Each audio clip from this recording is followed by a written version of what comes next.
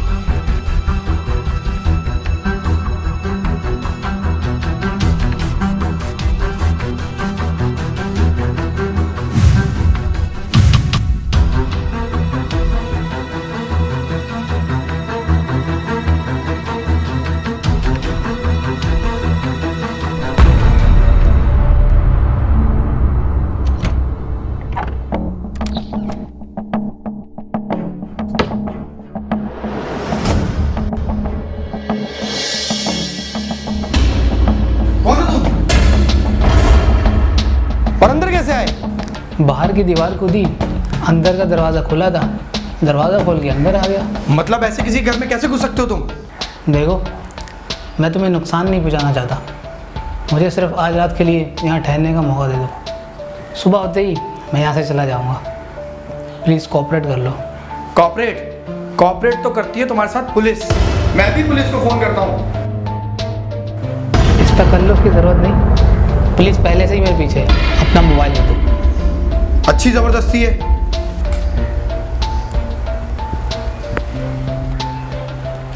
एक मिनट, मैं जब यहाँ आया था तो मैंने पूरे घर का जायज़ा लिया, घर में कोई नहीं था।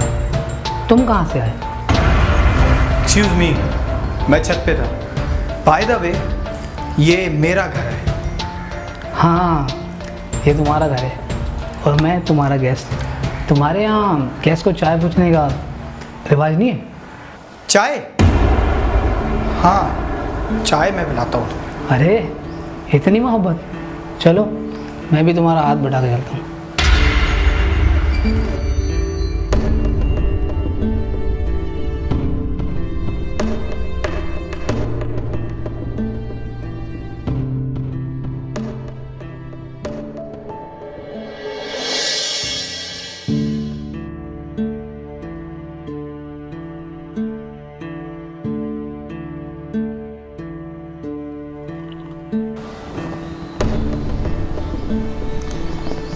इतने बड़े घर में अकेले रहते हो, शादी नहीं की?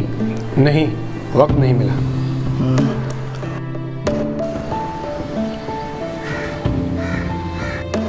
Thanks for this. फिट आ गए?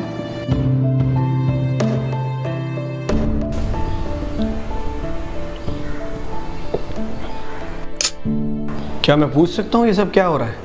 नहीं। लंबी कहानी है। So what?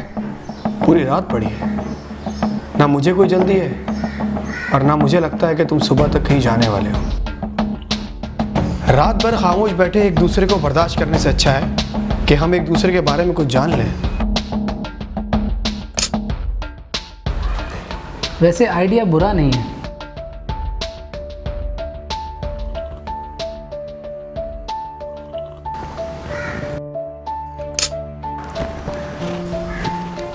सिकंदर ताशवीन का नाम सुना है? ताशवीन, वो ताशवीन ग्रुप ऑफ कंपनी का सीईओ? हाँ वही, मैं उनका बेटा दानियाल ताशवीन। Really interesting. फिर ये सब कैसे? मैं अपने माँ बाप की इकलौती औलाद हूँ। जब मैंने होश संभाला तो अपने चारों तरफ पैसे की रेल पेल देखी। दुख क्या होता है, गम किसे कहते हैं, मैं इन एहसास से बिल्कुल अनजान था। मेरा घर खुशियों का वो आशियाना था जहाँ गम को आने की इजाज़त नहीं थी। मेरी कोई भी ख्वाहिश करने से पहले मुझे वो सब कुछ मिल जाता जो मैं चाहता।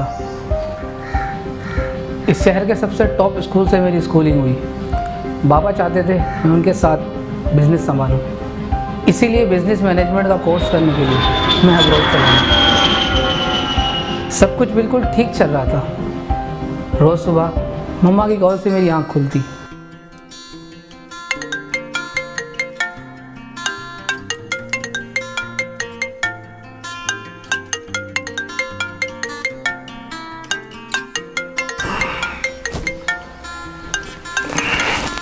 हेलो मम्मा। जी मम्मा, मैं उठ गया हूँ। हाँ जी मम्मा, बस सही है, मैं तैयार होने जा रहा हूँ मम्मा। और जब तक तैयार हो के मैं यूनिवर्सिटी ना चला जाऊँ वो मुझसे बातें करती। जी मम्मा, बिल्कुल मैं तैयार हो गया हूँ, मैं यूनिवर्सिटी के निकल रहा हूँ मम्मा। ठीक है अल्लाह हाफ़िज़, मैं जा रहा हूँ। न जाने हमारी खुशियों को किसकी नज़र लग गई। एक दिन मम्मा की कॉल नहीं आई।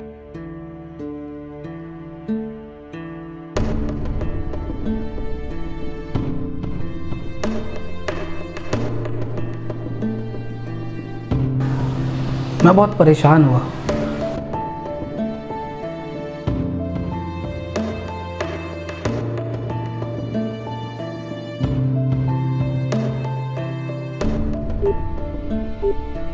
The number you are trying to call is currently not reachable.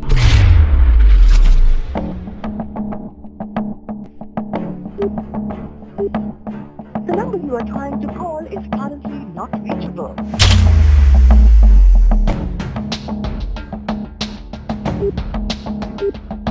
The number you are trying to call is currently not reachable. उस दिन पहली दफ़ा गम पहाड़ बनकर मुझ पर टूटा।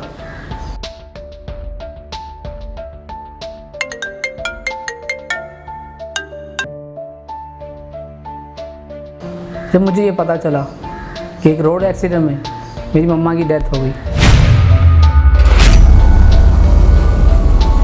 मैं सब कुछ छोड़कर यहाँ चला आया। मम्मा के गुजर जाने के बाद ऐसा लगता था कि मेरा सब कुछ मुझसे छिन सा गया हो। मैं डिप्रेशन में चला गया।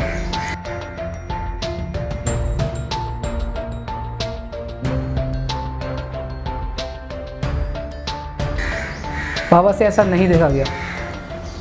वो एक औरत को अपनी बीवी बनाकर घर लिए मेरी मम्मा की जगह लेने के लिए, और वो बीवी क्या, माँ क्या, औरत कहलाने की भी लायक नहीं थी।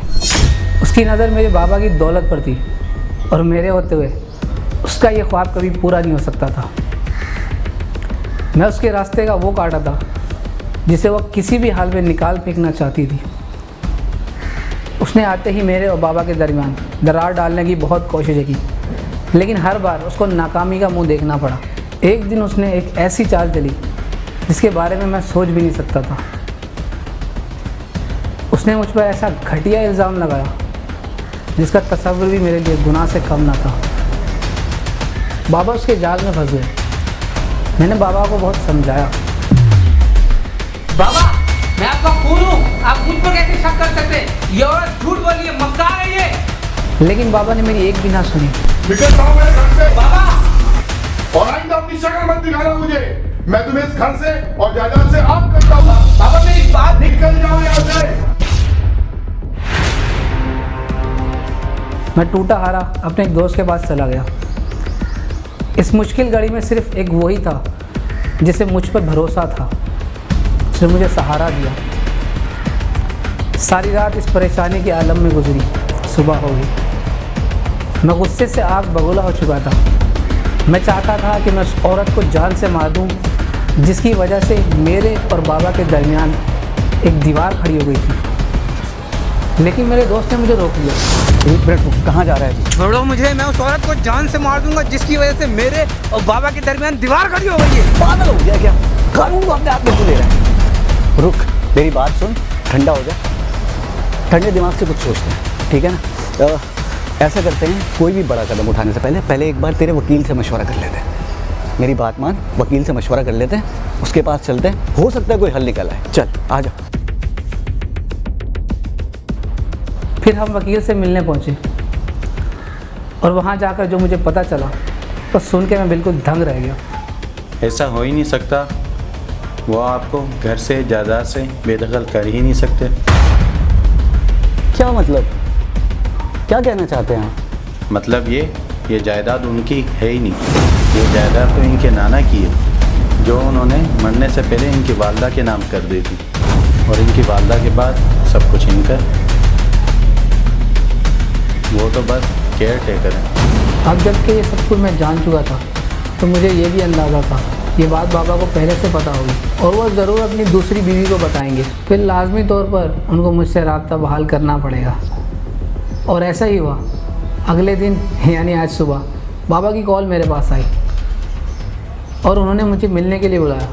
मैं सब कुछ समझ चुका था। मैंने एक लोडेड गन अपने पास रखी और अपने दोस्त को बताए बगैर वहाँ से निकल गया।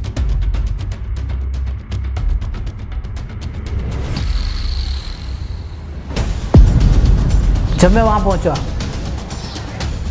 बातचीत बहस में तब्दील हुई और बहस इल्ज़ाम तराशी में, और गुस्से में आके मैंने अपनी गन निकाली। यो रिलैक्स मैन, रिलैक्स। और जैसे मैंने अपनी गन निकाली, घर की लाइट चली गई।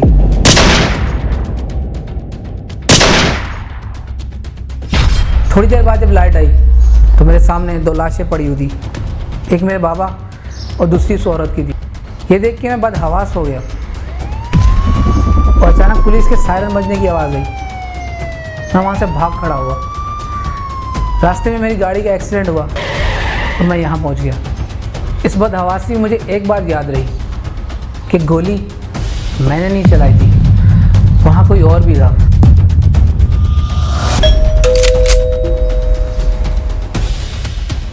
रिलैक्स। कौन हो सकता है? मेरे ख्याल में पुलिस आई है। तुम्हें घबराने की ज़रूरत नहीं। अब जबकि मैं तुम्हारे बारे में सब कुछ जानता हूँ तो मैं तुम्हें पुलिस के हवाले तो नहीं करूँगा।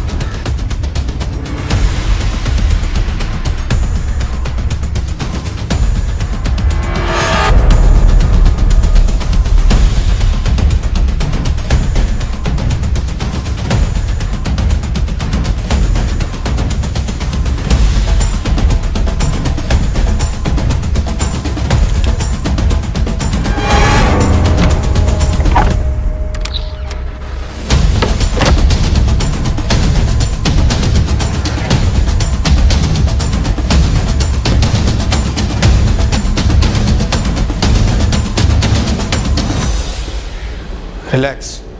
मैंने तुम्हें कहा था ना, मैं तुम्हें पुलिस के हवाले नहीं करूँगा।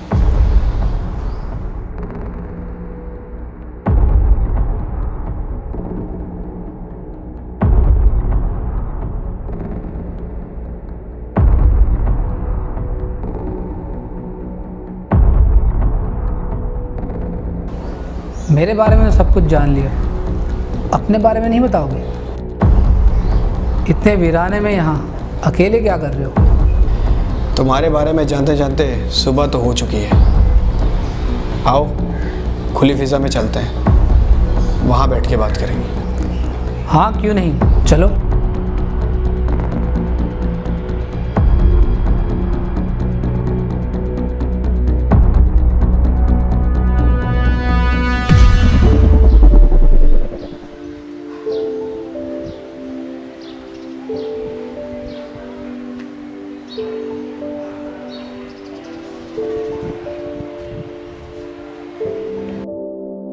हाँ तो अब अपने बारे में बताओ। अपने बारे में मैं तुम्हारी तरह किसी अमीर माँ बाप की औलाद तो नहीं हूँ। मेरा बाप एक गरीब पढ़ा लिखा और ईमानदार शख्स था। मेरी माँ एक वफाशौर और सुघड़ औरत थी। माँ घर में सिलाई कढ़ाई और ट्यूशन पढ़ा के घर का खर्चा चलाती थी, और मेरा बाप नौकरी की तलाश में दिन भर मारा मारा फिरता था और रात गए थक हार के घर में वापस आ जाता। दुनिया को मेरे बाप की काबिलियत पे यकीन नहीं था, लेकिन माँ को था। वो हमेशा ही उसका हौसला बढ़ाती थी कि तुम हौसला रखो, एक दिन हमारे वक्त बदलेगा। मेरा बाप पत्थरों के दरमियान पड़ा हुआ वो हीरा था जिसे किसी जौहरी की नज़र चाहिए थी, और वो उसे मिल गई जब एक बड़े इदारे में उसकी नौकरी लग गई। उसने अपनी मेहनत, काबिलियत और ईमानदारी से अपने मालिक का भरोसा और दिल जीत लिया। मेरे बाप के मालिक ने उसे ऑफ़र दी कि वो कंपनी उसके हवाले कर देगा, लेकिन शर्त यह है कि वो उसकी बेटी से शादी कर ले और अपने माजी को भूल जाए। मेरे बाप के दिल में लालच आ गई। उसने मेरी माँ और मेरे बारे में एक बार भी नहीं सोचा और शर्त मान ली। और जब मेरी माँ को इस बारे में पता चला तो वो अपने साथ की हुई बेवफाई को तो भूल गई, मगर मेरा हक मुझे दिलवाने के लिए वो उससे लड़ने उसके घर जा पहुँची। लेकिन उस खुदगर्ज इंसान ने मेरी माँ को धक्के देते हुए और ये कहकर घर से निकाल दिया कि पता नहीं ये औरत किसका गुनाह मेरे सर मरना चाहती है। मेरी माँ ये सदमा बर्दाश्त नहीं कर पाई और मेरे कमज़ोर हाथों को उसने रो रो के जान दे दी। उस दिन से मेरी ज़िंदगी के माने ही बदल गए। जो लोग मेरी माँ की मौत के ज़िम्मेदार थे, उनको सज़ा देना मेरी ज़िंदगी का मकसद बन चुका था। मैं बहुत छोटा, कमज़ोर था। उन लोगों का मुकाबला करना मेरे लिए आसान नहीं था, और ये बात मैं जान चुका था। और जब मैं बड़ा हुआ तो मैंने उनको बहुत ढूंढा और अपने दिल में लगी इंतकाम की आग को ठंडा होने नहीं दिया। बरसों बाद किस्मत मुझ में मेहरबान हुई और शहर में एक शॉपिंग मॉल के बाहर मेरा बाप और उसकी बीवी मुझे एक कार से उतरते हुए नज़र आ गए। मैं वो मौका किसी सूरत गंवाना नहीं चाहता था, और मौका पाते ही मैंने उस कार के ब्रेक फेल कर दिए। लेकिन अफसोस, मेरे बाप की किस्मत अच्छी थी कि शॉपिंग मॉल से वो नहीं, सिर्फ उसकी बीवी बाहर आई और कार में बैठकर जाने लगी, और मैंने अपनी नज़रों के सामने उसकी गाड़ी का एक्सीडेंट होते हुए देखा।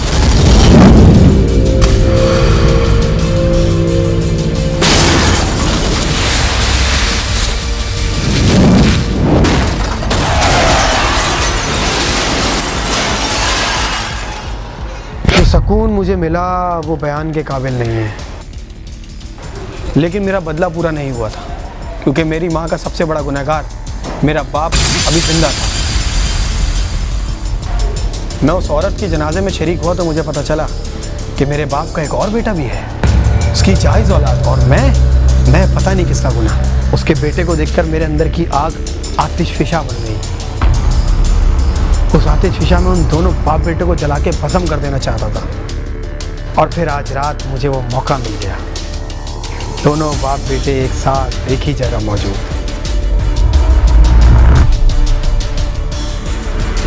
मैंने गोलियां चला दी, और जब देखा तो मेरा बाप मर चुका था, लेकिन उसका बेटा बच गया। मैंने निशाना उसकी तरफ किया ही था कि जाने कहां से उसी वक्त पुलिस पहुंच गई। पुलिस मोबाइल का सायरन सुनते ही मैं वहां से निकल गया और अपने कॉटेज में आ गया। मैं छत पे बैठा यही सोच रहा था कि इस इंतकाम की आग को बुझाने के लिए मुझे और कितना टाइम लगेगा। और मेरी किस्मत देखो, मेरा आखिरी शिकार मेरे सामने मेरे घर पे गेस्ट बन के आ गया। मैं चाहता तो तुझे उसी वक्त जान से मार देता जब तू मेरे घर आया था, लेकिन मैंने सोचा कि तेरी माँ और तेरे बाप को तो मैंने बेखबर मौत मार दिया, लेकिन तुझे कम से कम बता तो दूं कि तू क्यों मर रहा है और तू ऊपर जाके उनको बता सके कि उनको किसने मारा है।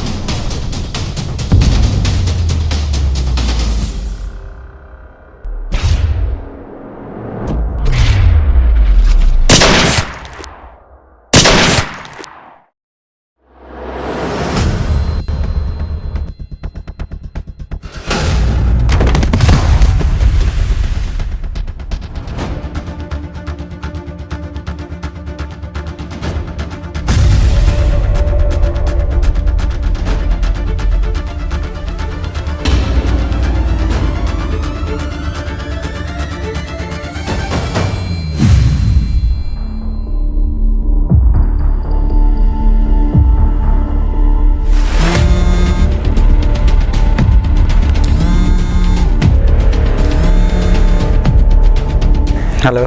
हेलो।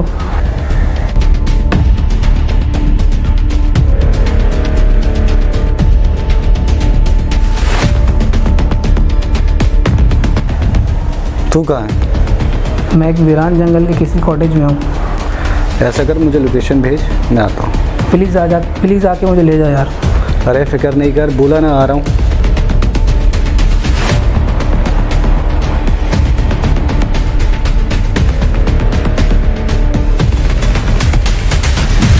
अच्छा हुआ तू आ गया, वरना ये तो मुझे जान से मार देता।